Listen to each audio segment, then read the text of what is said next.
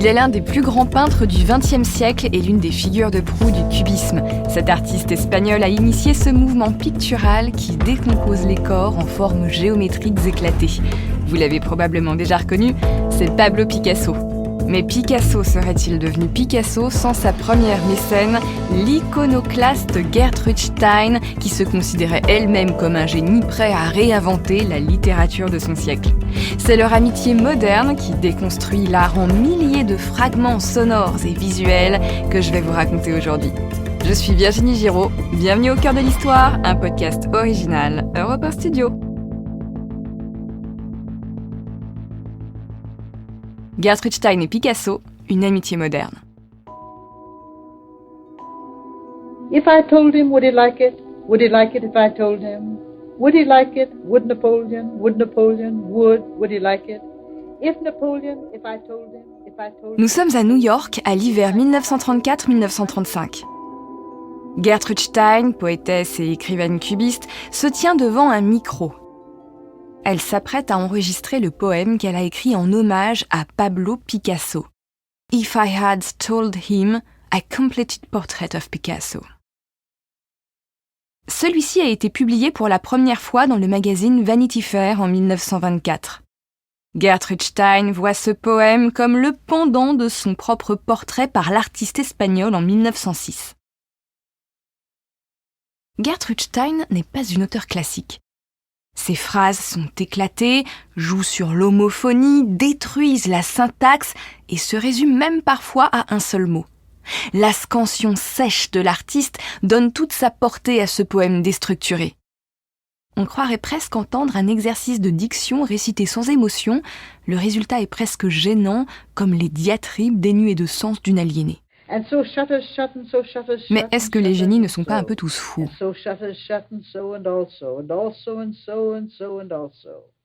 Picasso n'est pas vraiment touché par la prestation de sa vieille amie. Il ne comprend pas l'anglais. Pour la sociologue Annie Cohen-Solal, la rencontre de Gertrude Stein et de Pablo Picasso possède une dimension interculturelle. Elle dépasse les frontières et les langues. Elle symbolise les prémices d'une culture qui se mondialise. Cette rencontre a aussi été rendue possible parce que les deux protagonistes de cette histoire sont deux émigrés qui ont choisi la France pour développer leur art. Gertrude Stein est née en 1876 aux États-Unis. Ses parents font partie de la première vague d'immigrés juifs allemands vers le Nouveau Monde. Son père a fait fortune dans l'immobilier et les tramways. Les Stein font partie de la haute bourgeoisie tournée vers les arts. Les 5 enfants de la fratrie sont très bien éduqués et ouverts à la modernité. Gertrude fait même des études de psychologie au Radcliffe College. Ce qui la frappe tout particulièrement, ce sont les textes produits par des femmes frappées d'hystérie.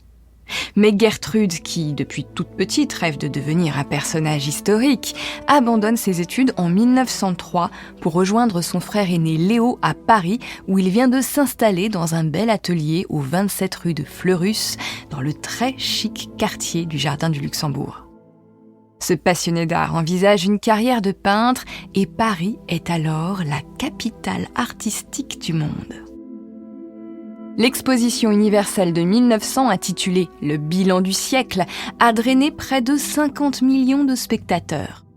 Des pavillons montés pour l'occasion, il nous reste toujours le Petit et le Grand Palais.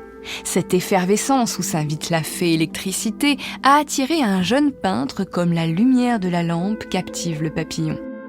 Il a 18 ans, il vient de la bourgeoisie espagnole, a fait des études aux Beaux-Arts et il s'appelle Pablo Picasso.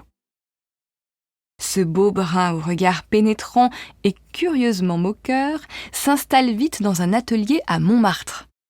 La butte située au nord de Paris est alors le cœur populaire de la capitale où les artistes en devenir vivent la bohème en admirant leurs aînés déjà installés. Les stars du pinceau se nomment alors Manet, Renoir, Degas et Cézanne. En rompant avec les codes du classicisme, ils ont inventé la modernité. C'est ainsi que Léo Stein, plus théoricien de l'art que peintre, analyse les choses, et il a bien raison. Pour le moment, Picasso est un peintre débutant. Lui aussi, il vit la bohème. À l'époque, ça veut dire qu'on mange pas tous les jours à sa faim et qu'on ne chauffe pas assez son atelier et que c'est la rage de réussir qui vous pousse à vous remettre au travail tous les jours. Ça ne l'empêche pas d'aller faire la fête au Lapin Agile, le grand cabaret à la mode au pied des vignes de Montmartre, et de s'offrir quelques filles dans la capitale de l'amour. Alors que Picasso a 20 ans, le suicide d'un de ses amis d'enfance le plonge dans une longue période de tristesse. Les sujets qu'il peint sont tous empreints de mélancolie. Et comme le bleu de Prusse est l'une des couleurs les moins chères sur le marché, tout ça aboutit à sa période bleue. À ce moment-là, cette couleur froide domine de nombreux portraits, des jeunes filles, des hommes, des vieillards.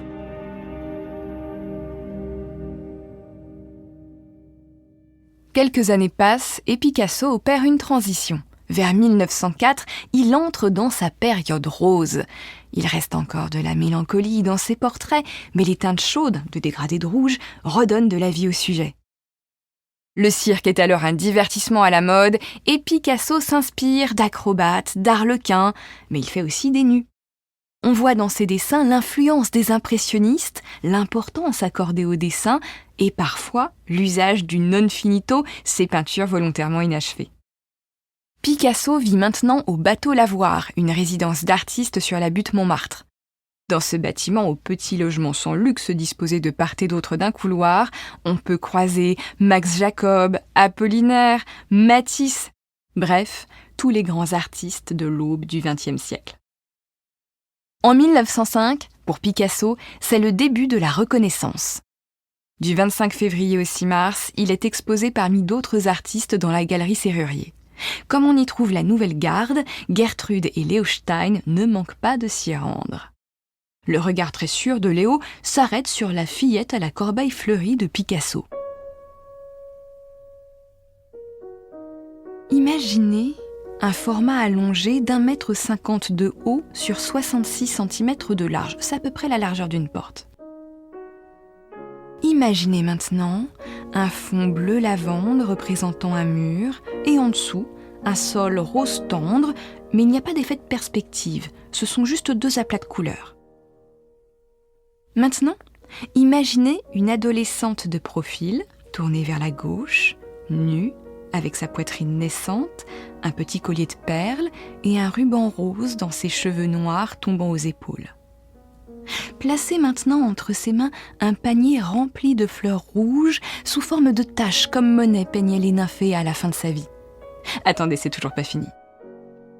Maintenant, imaginez que cette jeune fille tourne la tête vers vous et qu'elle vous regarde méchamment avec ses petits yeux noirs pleins de mépris. Vous le voyez bien, le tableau, là ? Eh bien, Léo Stein est en train de s'extasier dessus. Gertrude, pas du tout. Elle déteste ce tableau. Ah, les jambes de cet enfant l'insupportent. Le galeriste est à 2 doigts de lui proposer de couper le tableau pour que les Stein ne repartent qu'avec le haut. Finalement, le frère et la sœur achètent la toile en entier et elle sera toujours en très bonne place dans leur grand appartement de la rue de Fleurus, comme l'attestent les photos. C'est à cette époque que leur appartement devient le nouveau salon de l'avant-garde. Léo a manifestement renoncé à devenir peintre. En revanche, il est devenu un collectionneur reconnu pour ses goûts très sûrs. Si Léo Stein achète un tel, c'est qu'un tel a du potentiel. C'est donc Léo Stein qui lance les 2 stars de sa génération, Henri Matisse et Pablo Picasso. Le collectionneur achète de nombreux tableaux de la période bleue et de la période rose directement au peintre espagnol, ce qui lui permet de commencer à gagner pas mal d'argent. Parfois, il lui donne même un peu d'argent en plus quand Picasso a envie de partir en vacances.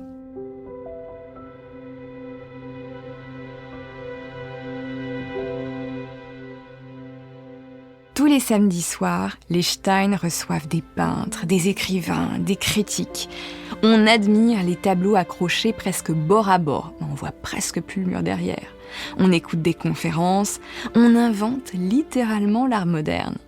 C'est aussi chez les Stein que Picasso puise un peu de son inspiration. Chez ses mécènes, il y a une toile qui le fascine tout particulièrement. C'est le portrait de Madame Cézanne, peint par son mari en 1878. Il l'observe longuement, et quand Gertrude demande à Picasso de faire son portrait, celui-ci s'inspire de cette toile. Entre 1905 et 1906, Gertrude, âgée d'une trentaine d'années, se rend à 90 reprises au bateau lavoir pour prendre la pose. Picasso n'est pas familier de cet exercice. La dernière fois qu'il a fait poser quelqu'un pour lui, il avait 16 ans et il était encore étudiant. D'ordinaire, Picasso peint vite, mais là, il n'est jamais satisfait de son travail. D'abord, il a dessiné Gertrude en plongée, assise sur un fauteuil en tissu cramoisi. On distingue à l'arrière un angle de mur brun formé par les variations de la lumière. La mécène, dont le corps s'inscrit dans une composition pyramidale, est enroulée dans une sorte de robe marron de laquelle émerge un col blanc retenu par une broche rouge. Mais le visage pose problème. Picasso n'arrive pas à lui donner l'expression correcte. De dépit, il le barbouille de peinture, laisse passer l'été et recommence à l'automne suivant. Cette fois, le visage n'est plus vraiment réaliste. Il est figé, comme un masque trop dur, trop lisse, malgré la profondeur du sillon nasogénien qui encadre une bouche à l'expression neutre. L'œil droit est trop grand, l'œil gauche trop petit et torve, l'oreille n'a aucun méandre et la chevelure ressemble à du bois sculpté grossièrement. En fait, Picasso est en train d'accoucher douloureusement du proto-cubisme. Il commence à construire les corps avec des formes géométriques. Le portrait de Gertrude Stein, considéré comme un jalon vers le cubisme, est aujourd'hui conservé au Metropolitan Museum à New York. Il précède les Demoiselles d'Avignon peint l'année suivante, en 1907, qui sera bientôt considéré comme le premier tableau cubiste.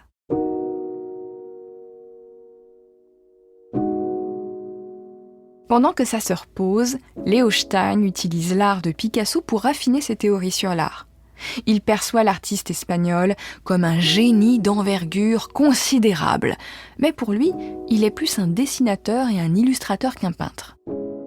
Et puis Leo Stein n'aime pas ce virage cubiste.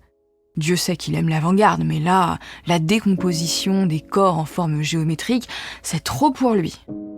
En revanche, Gertrude adore. Ça l'inspire même.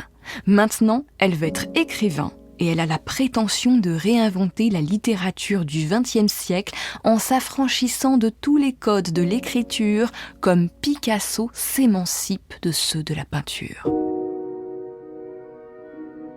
Plus de romans, plus de récits classiques. Son premier recueil de nouvelles, 3 vies, est déjà un premier pas vers la déstructuration des phrases et de la syntaxe. Elle rend notamment le vide abyssal de la vie de ses personnages en usant et abusant de la répétition. Bon, ce livre, c'est pas le succès du siècle d'ailleurs, avouez-le, à moins d'être un spécialiste de Gertrude Stein, vous n'en aviez jamais entendu parler. Alors que Léo prend ses distances avec Picasso et Gertrude qu'il ne comprend plus, les deux amis, qui communiquent dans un mauvais français, fragmentent l'image pour l'un avec le cubisme et les phrases et les sons pour l'autre avec ses nouvelles écritures. Les textes de Gertrude sont de plus en plus répétitifs, réduits à peu de mots, le sens s'étiole dans la litanie. Dans les années 1920, alors que Gertrude peine à trouver sa place sur la scène littéraire, Picasso est devenu une immense star de la peinture. Il faut reconnaître qu'il doit beaucoup à Leo Stein. C'est donc en 1923 que Gertrude Stein compose le poème qu'elle dédie à Picasso, celui que vous avez entendu au début de mon histoire. Cet adepte du premier jet, qui écrit sans aucun repentir, ne sera reconnu sur le plan littéraire que bien plus tard, dans les années 30, à partir de la publication de l'autobiographie d'Alice B. Toklas, récit hommage à la femme de sa vie. Gertrude Stein connaîtra alors un petit succès d'estime. Gertrude, l'anticonformiste, n'a jamais caché qu'elle aimait les femmes et cultive de plus en plus une apparence masculine, parce que pour elle, un génie, c'est toujours au masculin. Malgré une certaine célébrité au sein d'une petite élite et une 60aine de publications sous des formes variées, Gertrude Stein demeure, avant d'être une artiste, une mécène d'art et une collectionneuse de peinture. C'est elle qui a notamment fait l'acquisition des dessins préparatoires des Demoiselles d'Avignon. Écrivain hermétique, elle n'hésite pas à dire du mal des jeunes auteurs à succès. C'est elle qui qualifie la génération d'Ernest Hemingway de génération perdue, c'est-à-dire abîmée par la guerre. Elle avait manifestement en commun avec Picasso un sale caractère. Aujourd'hui, on ne se souvient plus de l'œuvre de Gertrude Stein, et de vous à moi, c'est peut-être mieux comme ça. En revanche, Picasso reste sur toutes les lèvres. Pourtant, Leo Stein a fustigé la carrière de celui qui avait été son protégé. Selon lui, Picasso a gaspillé son talent par manque de travail et ses toiles sont devenues immatures et quelconques. Je sais que Picasso ne fait pas l'unanimité. On l'adore ou on le déteste. Alors voilà, la prochaine fois que vous voulez lancer un débat sur Picasso à table ou à l'apéritif, parlez de la vision que Gertrude et Leo Stein avaient de lui. Vous verrez bien comment vos interlocuteurs réagissent. Au cœur de l'histoire est un podcast Europe 1 Studio et dans nos studios, il n'y a que des gens talentueux qui travaillent beaucoup. À la production, Camille Bichler, à la réalisation, Mathieu Roch-Lago. À la direction artistique, Julien Tarot, à la composition des musiques originales, Julien Tarot et Sébastien Guidis, à la communication et à la diffusion, Kelly Decroix et Nathan Laporte. Et moi, la plume et la voix d'Au cœur de l'histoire, je vous dis à très bientôt sur votre plateforme de podcast préférée et sur les ondes d'Europe 1 le week-end à 15h. À très vite.